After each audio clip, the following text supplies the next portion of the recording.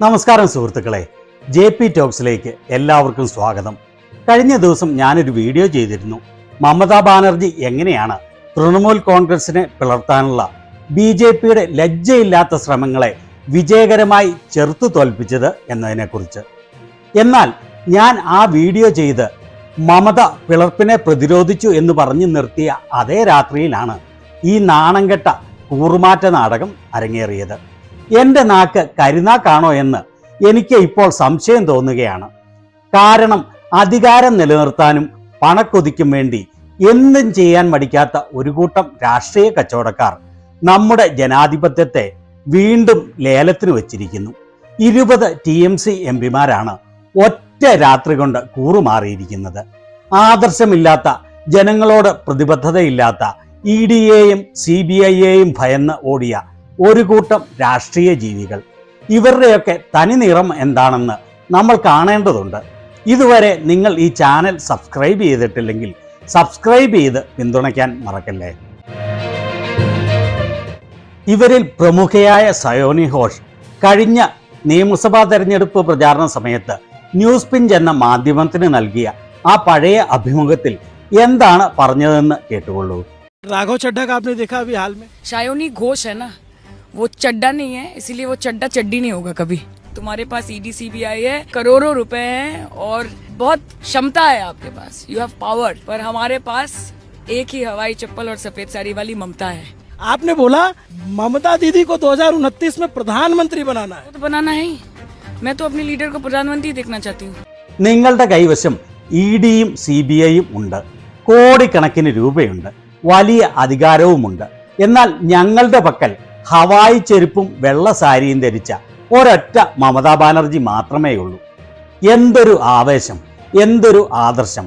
2029 മമതയെ പ്രധാനമന്ത്രിയാക്കുമെന്നായിരുന്നു അന്ന് ഈ മാടൻ തട്ടിവിട്ടിരുന്നത്. എന്നാൽ BJP ഇവരെ എങ്ങനെയാണ് അന്ന് നേരിട്ടത്? അന്ന് BJP പശ്ചിമബംഗാൾ ഘടകം ഔദ്യോഗികമായി എക്സിൽ പങ്കുവച്ച ട്വീറ്റ് കണ്ടോ? സയോനി ഘോഷ് മതത്തെ അധിക്ഷേപിച്ചു എന്നും സിഖ് പഞ്ചാബി സമൂഹങ്ങളെ അപമാനിച്ചു എന്നും പറഞ്ഞ് അവർക്കെതിരെ കടുത്ത സൈബർ ആക്രമണമാണ് BJP അഴിച്ചുവിട്ടിരുന്നത്. എന്നാൽ ഇന്ന് എന്താണ് അവസ്ഥ? ഇതേ സയോനി ഘോഷ് മാസ്കും കറുത്ത സൺഗ്ലാസും ജീൻസും ധരിച്ച് മാധ്യമപ്രവർത്തകരുടെ ചോദ്യങ്ങളിൽ നിന്ന് ഒളിച്ചോടാൻ വിമാനത്താവളത്തിലൂടെ നെട്ടോട്ടമോടുന്ന കാഴ്ച കാണാം. दीदी दीदी ये नहीं दीदी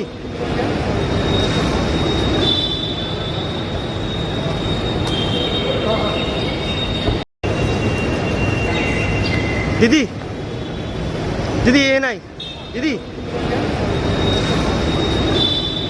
ലളിതമായ മമതാ സാരിയിൽ നിന്ന് പെട്ടെന്ന് തന്നെ തിളങ്ങുന്ന ആഡംബര സാരിയിലേക്കുള്ള ഇവരുടെ ഗെറ്റപ്പ് മാറുന്നത് കണ്ടോ?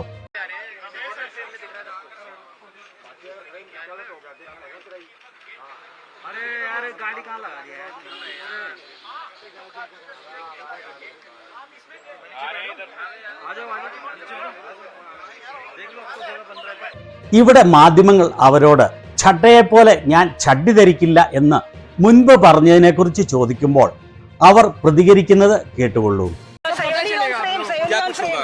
आप लोगों को पता चलेगा. आपको हमेशा साथ रहने की बात कर रही थी मैम. आपको हमेशा साथ रहने की बात कर रही थी. देखिए, आपको मैं चड्डा नहीं हूँ, ये मैं आपको जवाब नहीं दूंगी. मैं जवाब सिर्फ अपने क्षेत्र के लोगों को. ये लोग आपकी बात सुन रहे हैं सयोनी जी, ये आवाज आपके लोगों तक पहुँच रही है. क्या कुछ आप बताएंगे?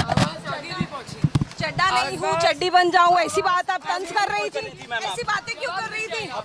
എനിക്ക് നിങ്ങൾക്ക് മറുപടി നൽകേണ്ട യാതൊരു ബാധ്യതയുമില്ല. എൻ്റെ മണ്ഡലത്തിലെ ജനങ്ങളോട് മാത്രമേ ഞാൻ ഉത്തരം പറയേണ്ടതുള്ളൂ എന്ന് കൂറുമാറി വഞ്ചന കാണിച്ചിട്ട് ജനങ്ങളോട് ഉത്തരം പറയുമത്രേ. എന്ത് വിരോധാഭാസമാണിത്! ഇനി നമുക്ക് ഈ കൂറുമാറ്റ നാടകത്തിന്റെ അടുത്ത അധ്യായത്തിലേക്ക് വരാം. വാർത്താ ഏജൻസിയായ ANI പുറത്തുവിട്ട ചിത്രങ്ങളും ട്വീറ്റും കണ്ടുകൊള്ളൂ. വിമത TMC MPമാർ ലോക്സഭാ സ്പീക്കർ ഓം ബിർളയെ അദ്ദേഹത്തിന്റെ വസതിയിൽ ചെന്ന് സന്ദർശിച്ച വിവരമാണ് അവർ റിപ്പോർട്ട് ചെയ്യുന്നത്. ഇതിനു മുൻകൈയെടുത്ത കാക്കോലി ഘോഷ് അവകാശപ്പെടുന്നത് 20 MPമാർ തങ്ങൾക്കൊപ്പമുണ്ടെന്നാണ്. 3/2 ഭൂരിപക്ഷമുള്ളതിനാൽ തങ്ങൾക്ക് പ്രത്യേകമായി ഇരിക്കാൻ അനുമതി വേണമെന്നും പ്രധാനമന്ത്രിയുടെ നേതൃത്വത്തിൽ NDAയുമായി ചേർന്ന് പ്രവർത്തിക്കുമെന്നും അവർ പറയുന്നു. എന്നാൽ സ്പീക്കറുടെ വസതിയിൽ നിന്നുള്ള ദൃശ്യങ്ങൾ കൃത്യമായി പരിശോധിച്ചാൽ നമുക്ക് ഒരു കാര്യം മനസ്സിലാകും. 20 പേരുണ്ടെന്ന് അവകാശപ്പെടുമ്പോഴും സ്പീക്കറെ കാണാൻ എത്തിയത് കേവലം 17 എംപിമാർ മാത്രമാണ്.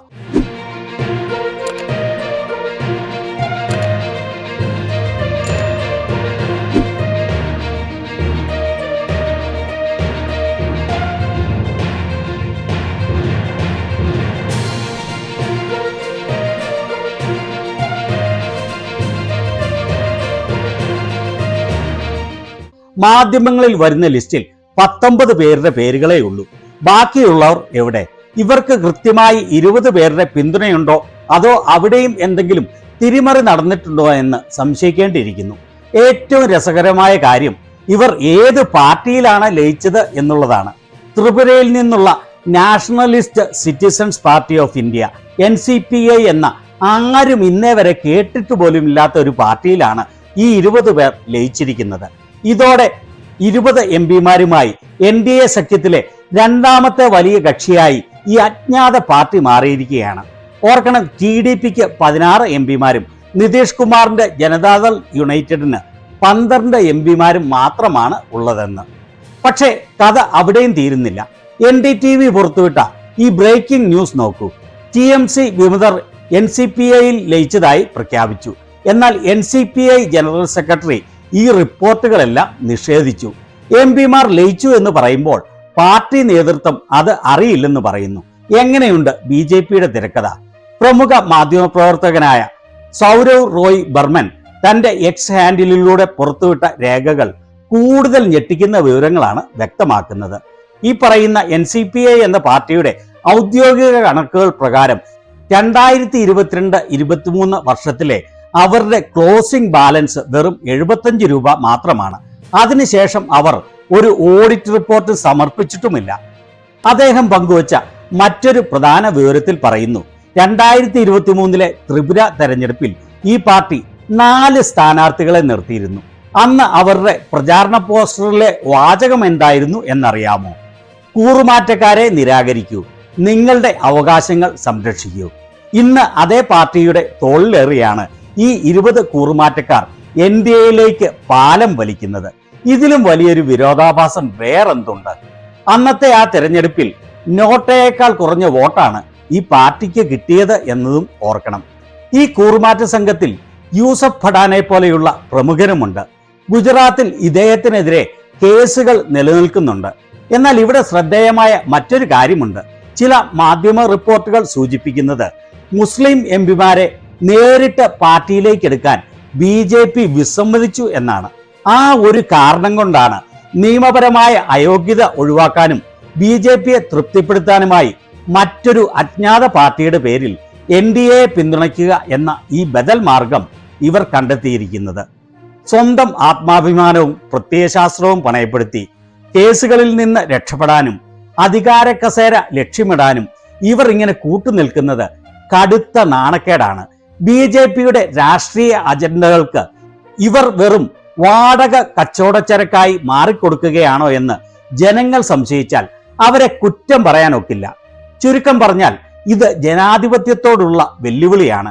ED CBI കേസുകളെ ഭയന്നും പണത്തോടുള്ള ആർത്തി കൊണ്ടും കൂറുമാറുന്ന ഇത്തരം രാഷ്ട്രീയക്കാരെ ജനങ്ങൾ തിരിച്ചറിയണം. പ്രത്യയശാസ്ത്രമില്ലാത്ത കേവലം അധികാരക്കൊതി മാത്രമുള്ള ഇവരുടെ മുഖംമൂടിയാണ് ഇവിടെ അഴിഞ്ഞു വീണിരിക്കുന്നത്. ഈ വിഷയത്തിൽ നിങ്ങളുടെ അഭിപ്രായങ്ങൾ താഴെ കമന്റ് ചെയ്യാൻ മറക്കല്ലേ.